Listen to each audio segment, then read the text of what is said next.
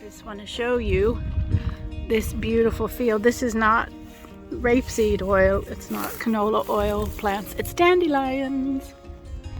Look at that. That's just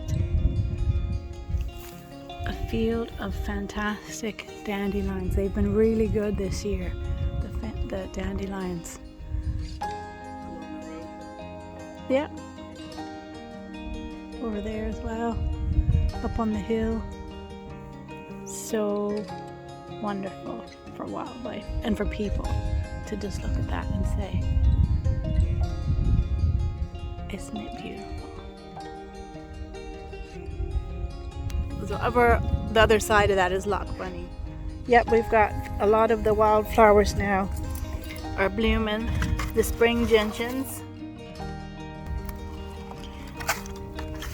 and the early. So here we see some of the parts of the Burren where it is just limestoney. This is only a small section, like you can get just acres and acres like that, and then there are parts where you see the limestone and there's a lot more greenery growing. We have the blackthorn, the white flower there flowering in front of us, and then the gorse is the yellow, and right up here it's just so much gorse. And gorse is great for dyeing, natural dyeing with the flowers. The plant itself is super prickly, so you have to be careful, but look at that. But the flowers smell like coconut, and it's a lovely warm sunny day, and I can just imagine now if you're up in there, the smell of the coconut. Hawthorn in leaf. There was an elder, more hawthorn. So look at that. There's this side too. And there's more gorse that side. So here we go. Just left that big gorse field behind in the Burren part. Now we're kind of coming into the section where it's not so much of the exposed limestone.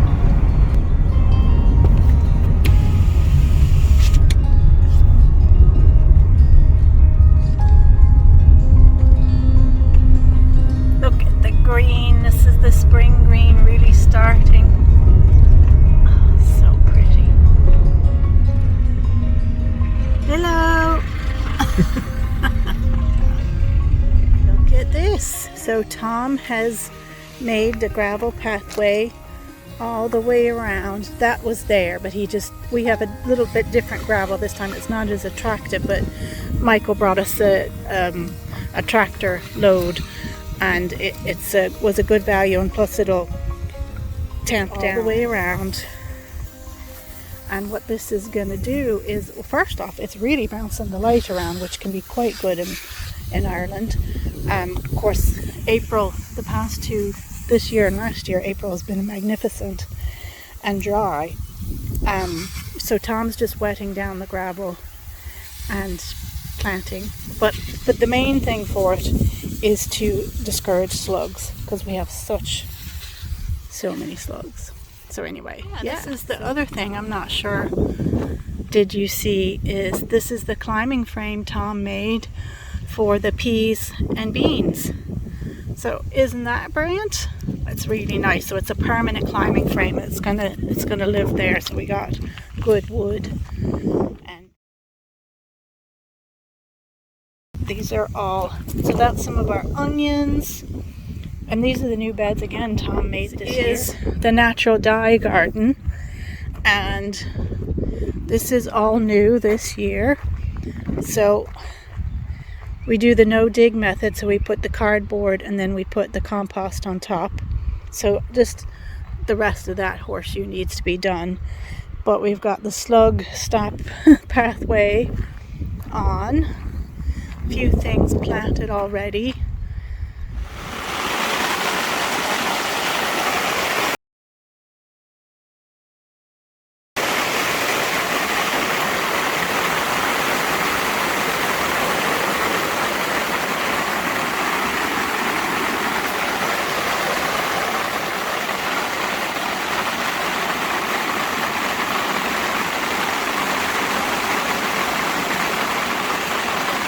ago, I just went out and fed that white bull by hand, and he came over and took it.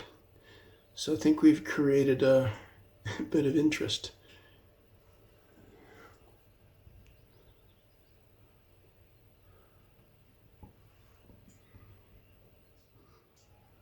Yep, they trust us now. So as long as I don't come in and break in and look in the bedroom window first thing in the morning, that's fine with me. They can stay out there. The stream is back running nicely now. We've had some rain twice, good rain this week. And here's some of the cows and the white bull. A couple calves. There's about 8 I think altogether. And there's 2 more cows over there. And that's the extent of it. Okay. There we go. There he is with his current girlfriend, just waiting for her to say, right, I'm ready. She's not quite ready yet. But I'm sure they can smell the changes in hormones, so he knows she's going to come into season soon. Yes. Yes. Hello. They're not very big cattle, like they're not huge, giant ones. They are smaller ones that are suited to the environment here, the hill environment. And here's my little horse chestnut that I got from Susanna's Black Sheep farm and planted here. It's planted it out last year. Got it as a tiny little seedling that it's self-sown there, and it's holding its own here. Everything's getting really green now. The 7th of May, I think it is. 7th of May. Yep. There's a youngster. The swallows have been zipping in and out of the carport Tom built last year? No, it wasn't last year. Last year was the last year of COVID. The back of the cottage, and there's the side of the barn there, and all that mess there, pallets and all from loads of wood and from the compost and stuff, and Tom's making things. Right beside his shed there, we're going to put a little, he's going to put an awning, and that's going to be our outdoor kitchen for the summer kitchen. That's a work in progress. And so as you can see, we have to keep that gate, make sure it's always well locked, because they look in here and say, look at that yummy grass. Yeah. Yeah.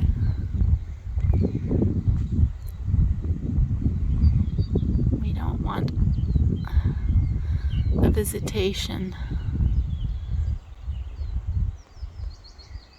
We've had an escape.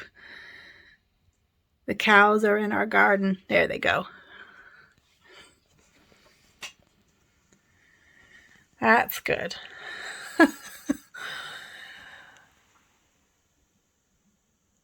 They had been quite far down the road, and Tom was going into town and he saw them, so called the farmers whose cows they are. They usually stay on the land a few weeks of the year right beside us, but he got them quickly.